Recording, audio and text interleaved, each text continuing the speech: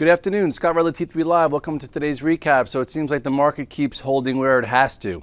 Ever since that November 16th low, we've had this methodical move to the upside, and every time it seems as though dip buyers should come in and support what has been a pretty methodical move. Markets take it in stride. You go right here to the chart of the spiders, and you will see here is where you had this red dog reversal, red dog RDR right here when it went below the 135.18, came back above, and then here's the first spot where the bull's metal got tested right there, where it went below, closed on the highs, stayed in the groove. Then finally you had a little bit of a outside day after a big move from the lows. What happened here?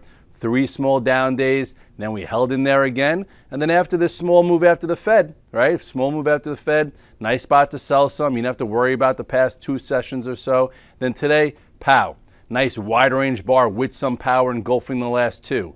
So all in all, this rally, remains in check, in stride, and moving quite well. If you recall, I came in today and I said the key to the market making more progress would be the banks. Oh, I haven't never talked about the banks in the past few months, I guess. Right. Anyway, you even had an additional ad. For those of you on the virtual trade floor, you've seen that I've been long Bank of America. I don't know, for compliance purposes, I'm not exactly sure how long, but for a while. And JP Morgan, at least since a week or so ago. And the Bank of America, we talked about putting it in the drawer. I think in August I talked about an option strategy, at the 8s to get, full premium with the call spread. That worked. And then we had another, type strategy at $10. And, look at Bank of America. I want to give you a great example of a tier system here, guys. Here, tier 1, waiting for it to go, holding higher, the top end of this channel, getting ready to go through this $10 or so. Okay. On the weekly chart, it looked even better. You could have been in tier 1 here, added for a few tiers through the 10. Then it had a nice move to about 1050. You could have said, okay, I'm getting back to tier 1. And then you had a nice methodical consolidation, okay, proving it could hold higher, holding the 8-day moving average. Then on the price point sheet, we talked about it. On Twitter, I think I talked about it. 1070 was the price. I added through 1070, sold some into 1085, some on the close around 11. I still have some. This is how you hold a stock from the 9s all the way to about 11 for what is about 20% or so, and you make cash flow based on using chart patterns. Add a tier here, take it off. Add a tier here, take it off, but then hold for a move. As far as JP Morgan, I think I've been sitting in this one since we talked about it getting a little bit better right around here to play some catch up, right? 41.50 or so. Came above it, gave you a move, held higher, and now it's breaking above a more macro area. So JP Morgan playing some catch up. This stock looks pretty good. You look at it right now, I think it's clearing some levels for what could be a move back to the highs of the year. So with that said, I know Goldman Sachs been choppy on the price point sheet. I talked about it at around 120. We talked about it on morning call. Lindsay said that Stephanie was, looking at it, buying some of it. Some guys got faked out right here on Fed Day, me included. I had a nice trade here, and then I'm like, let me get out of the way. And unfortunately, I didn't go back to it. I did not participate in this move in Goldman Sachs. I think Sperling was looking at it. There are a lot of guys looking at it. It was on the price point sheet. So if you caught this and it closed at the highs, you caught yourself a nice trade. Nice tight pattern, and it triggered. And look at it closing on the highs near the old prior highs. That's healthy for the markets. Morgan Stanley also finally participated, starting to act a little bit better. Here is your wake-up move right here. When it gapped up, we talk about if situations gap up and don't feel that they're powerful. Well, look at the participation here. Okay, look at this high-level flag continuation. Now it's up to you to trim some and trail some. Wells Fargo, I think, even participated. Look at that move. Finally, it should work its way back to that area. So, the banks help propel this move. The banks have been, our focus for a while. It's been where some money's been rotating. You take switch some gears back to tech.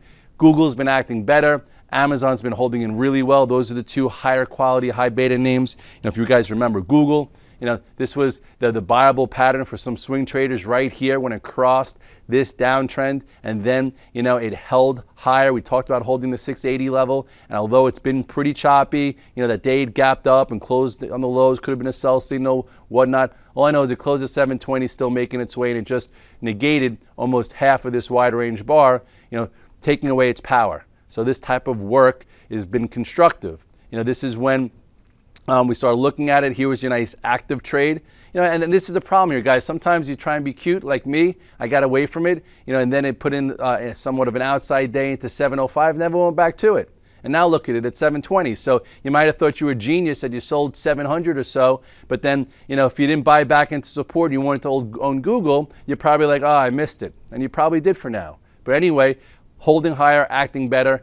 Amazon, as far as daily chart, best in breed. Okay, look at this move from this descending channel down here.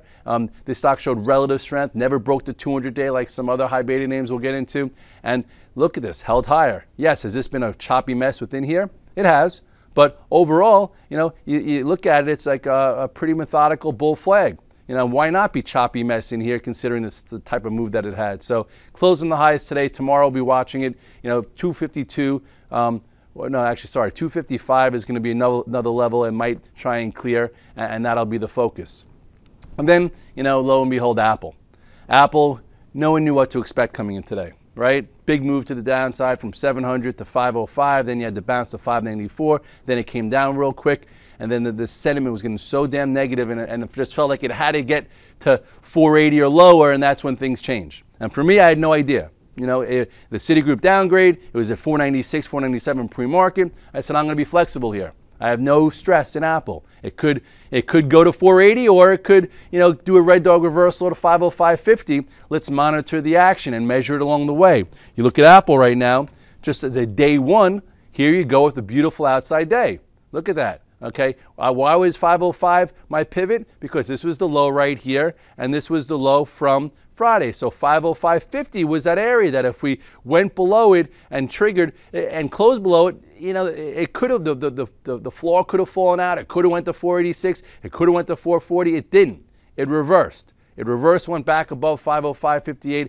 That's your red dog reversal strategy. If you didn't get it early enough or early, talked about it. It went on the virtual trade floor around 505.50. I did not have the VTF. I did not have Apple long, I think since Wednesday, even as a trade. So that's what, the virtual trade floor is there for, guys. It's there to give you some conviction to take more out of a trade. So if you come to me, the reason why you want to connect the dots from off the charts, the price point sheet, which also that pivot area was on the price point sheet as a short and a long, telling you be prepared for some type of red dog reversal if it develops. And then you see me, trading it, and then all of a sudden green pops up on the virtual trade floor, and it's there all day. Hopefully you're taking some nice movement out of that stock. Stock closed, I think, around 518 or 519. The price strategy for the red dog reversal, was 505.60 or somewhere around there. That's 14 points as an active trade. If you don't take stocks overnight, you clip it. If you look for day-and-a-half moves or a potential swing move, you hold it. I held some. So you go back to the chart here, and you'll see, it doesn't look like much, but this is a nice strategy to make some money. And then you have a gap that gets filled all the way to, what is this, 525. So there's some extra room there. And you want to go to the 5-minute chart that I think Chart Girl tweeted when it was developing. Okay, we did it to try and get you guys in the loop. Okay, so let me show you something here. All right, first of all, you had a small downtrend coming into here from yesterday, from that Friday gap down. Here was the low, right? This was the low from Friday. So this is how it works, guys. I'll show you the mentality behind the red dog reversal. When something breaks, like first it rallied, when something breaks report, or support, you never know where it's going to go. It broke 505. It could have went to 500. It could have went to 480. It didn't. Guys tried getting short. I even tried shorting it a little bit this morning. And I actually, I don't know, I didn't really do well with it, but it was something different for me. And then once it stopped going down and popped back above 505, I said, I am getting long this. Let's see if we see some commitment. So right here, this was the fake out move. This trapped some guys who were looking for that extra short that might have been stubborn, that might still be short. I guess they have longer time frames. And the last guys who say, I'm going to give it to 505. I can't hold this anymore. I've been holding this thing since 660, or I've been holding it since 618, and I'm just out. And if that's you, you know what? If that was your rules, that was your rules. But a little late to the selling there. So anyway, here was your move up, and then it was pretty methodical, nice tight flag type pattern right here. Okay, so it popped above, showed some commitment. It was still green on the virtual trade floor, and then boom, nice push right up to this trend line, broke above, retested it, gave you a move to, this 516 area. And then, midday trickled lower. And what did it do? Held higher again. Okay, it didn't fall apart. They couldn't just sell it. And then at the end of the day, you had a nice move to close on the highs. So we'll see what happens tomorrow. If it opens down a little bit, maybe it's buyable for a trade through today's high tomorrow, which is about 519.16. If it opens up tomorrow, tries to fill a portion of this gap, you sell some and then you trail it and see if there's any kind of commitment. See if we get the same type of scenario where, you had your red dog reversal here and then you had a gap and go. We'll see tomorrow if there's any type of gap and go, but this is significant resistance and we'll see, how the stock handles that. Because again, this could be just one day or it could, it could amount to a little bit more. At this point, you don't know. Nobody knows. So what I'm going to do is this type of pattern warrants me to take some overnight. It tells me that some pressure could be off the stock. And if tomorrow it opens up, goes negative, engulfs it, I'm out of the way just like, this last one. If you look at the chart here, here was a mini reversal that could have been a higher low to this reversal, and it just pretty much got engulfed and meant nothing. So we'll see what happens tomorrow, if this means something or if it's just a good trade. And then, some guys were talking about, what were they talking about today?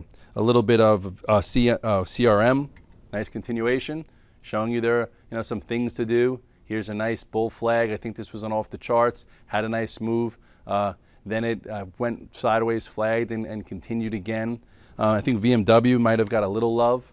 All right, this one is a lower level trade, but I guess if people need some things to do, this could be on the radar as a lower tier trade, right? Through 95, perhaps it gets going, something to watch. I know X ignited on Friday, gave you a little bit of follow through, right? Opened up, was up by 2-3%. I trimmed some, but I'm going to hold some. Let's see if it can hold, go sideways, and then perhaps continue a little bit. So there are things across the board going on. So with that said, I'm going to close up. We talk about tactical, we talk about portfolio. Since that November 16th low, since Thanksgiving week, we've been taking a portfolio approach, trying to trade around with tiers, managing positions of anywhere from 3 to I think at the most I had 9 positions throughout the course of this month time period, or like maybe 3 weeks. And then I just trade around a spider based on the range and helps fund positions and also helps me sleep at night.